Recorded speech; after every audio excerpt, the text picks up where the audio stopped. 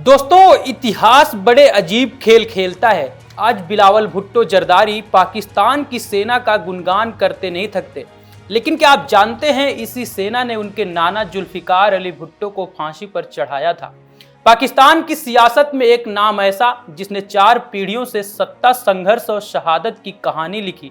एक ऐसा नेता जिसने पाकिस्तान को नया संविधान दिया, जनता को आवाज दी, लेकिन जिसकी कहानी सत्ता के शिखर से गिरते हुए फांसी के फंदे तक पहुंच गई और नाम था पाकिस्तान के इतिहास का जुल्फिकार अली भुट्टो।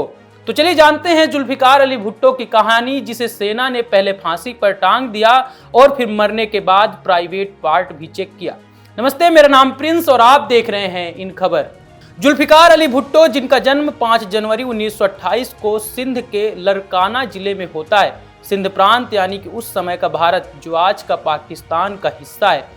भुट्टो का बचपन शाही ठाट बाट से बीतता है, क्योंकि वो एक अमीर और प्रभावशाली भुट्टो खानदान से आते थे। उनके पिता सर शहनवाज भुट्टो उस दौर के बड़े जमींदार हुआ करते थे और साथ में राजनीतिज्ञ भी थे। लेकिन जानकार बताते हैं कि जुल्फिकार अली भुट्टो को छोटी उम्र से ही राजनीति, कानून और अंतर्राष्ट्रीय मामलों में गहरी रुचि थी। उनकी पढ़ाई पाकिस्तान में शुरू हुई, लेकिन जल्द ही वो विदेश चले गए। भुट्टो ने अमेरिका की यूनिवर्सिटी ऑफ कैलिफोर्निया से पढ़ाई की, फिर ऑक्सफोर्ड यूनिवर्सिटी से कानून की डिग्री ली और यहीं से उनके राजनीतिक सफर शुरू होता है। भारत के विभाजन के बाद पाकिस्तान अस्तित्व में आता है और यहीं से भुट्टो ने भी देश की राजनीति में कदम रखने का मन बना लिया था। 1958 में पाकिस्तान के राष्ट्रपति इस्कंदर मिर्जा ने उन्हें अपने कैबिनेट में मंत्री बनाया। भुट्टो तब सिर्फ 30 साल के थे, लेकिन उन्होंने जल्द ही अपने तेज तर्रार अंदाज और प्रभावशाली भाषण से सबका ध्यान खींच लिया। अब साल आता है 1958 का।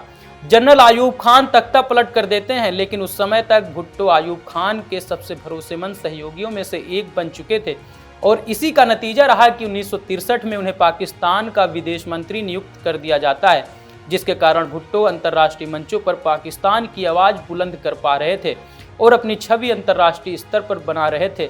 जुल्फिकार अली भुट्टो ने विदेश मंत्री के तौर पर चीन और इस्लामिक देशों के साथ पाकिस्तान के रिश्तों को मजबूत किया, लेकिन अभी भुट्टो को अग्नि परीक्षा से गुजरना था। अब साल आता है 1965 का।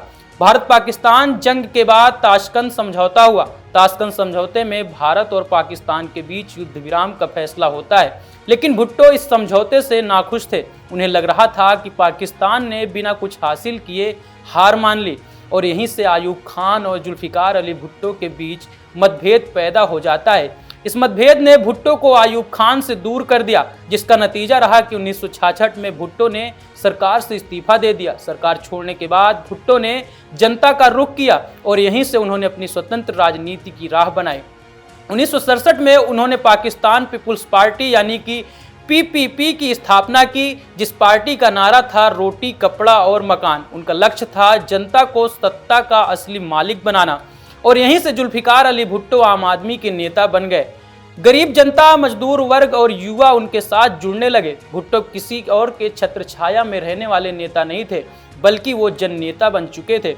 1970 में पाकिस्तान में आम चुनाव होते हैं। पूर्वी पाकिस्तान यानी कि आज का बांग्लादेश में शेख मुजीबुर रहमान अवामी लीग ने बहुमत हासिल किया, जबकि भुट्टो की पार्टी पश्चिमी पाकिस्तान में शानदार प्रदर्शन किया। लेकिन सत्ता साझा करने के मुद्दे पर विवाद बढ़ा और यही विवाद 1971 में भीषण युद्ध और अंततः पाकिस्तान के विभाजन का कारण बना और यहीं से बांग्लादेश अस्तित्व में आया। लेकिन जुल्फिकार अली भुट्टो के तकदीर में अभी बहुत कुछ देखना लिखा था।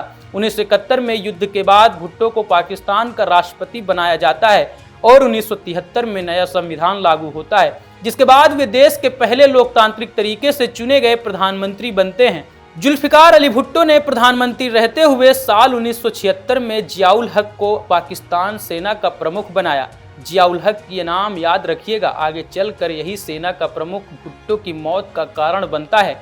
कहा जाता है कि पाक सेना ने कई अफसर जिया से सीनियर थे, लेकिन भुट्टो ने नियमों से पार जाते हुए उनको पाक आर्मी चीफ बनाया। भुट्टो कैबिनेट में मंत्री और पंजाब के गवर्नर रहे।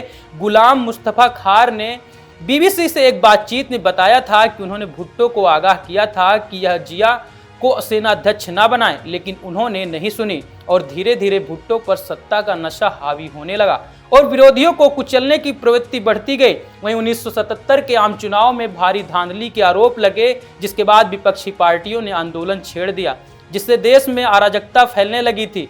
लेकिन इन सब का जनरल जिया उल हक ने मौके का फायदा उठाया और 5 जुलाई 1977 को एक सैन्य तख्तापलट में भुट्टो को सत्ता से बेदखल कर दिया, जिसके बाद भुट्टो को गिरफ्तार कर लिया गया।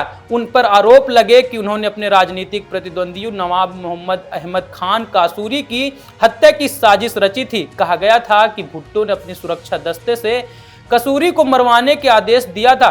हालांकि गोलीबारी में कसूरी तो बच गया, लेकिन उनके पिता की मौत हो गई। भुट्टो के खिलाफ मुकदमा शुरू होता है, लेकिन पूरा ट्रायल विवादों से भरा था। गवाहों पर दबाव, राजनीतिक हस्तक्षेप और न्यायपालिका पर सेना का प्रभाव साफ नजर आ रहा था। भुट्टो ने अपने बचाव में कहा था कि यह मुकदमा बदले की भावना से प्रेरित है, लेकिन अदालत ने उन्हें दोषी ठहराया और मौत की सजा सुना दी।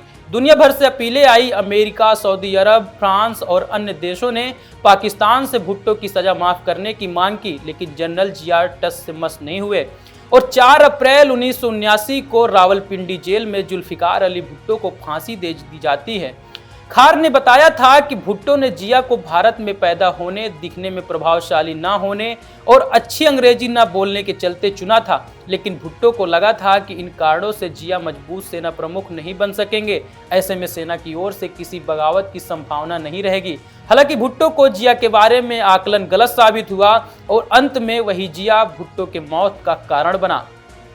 कहा जाता है कि भुट्टो की गिरफ्तारी से लेकर फांसी तक का सफर मुश्किल भरा रहा। उनके करीबी सलमान तासीर लिखते हैं कि जेल में भुट्टो को इतनी निगरानी में रखा गया था कि टॉयलेट जाते समय भी गार्ड्स साथ जाते थे। इससे भुट्टो को काफी शर्मिंदगी होती थी। उन्होंने खाना पीना तक छोड़ दिया था, उन्हें टॉयलेट जाने की जरूरत ना पड़े।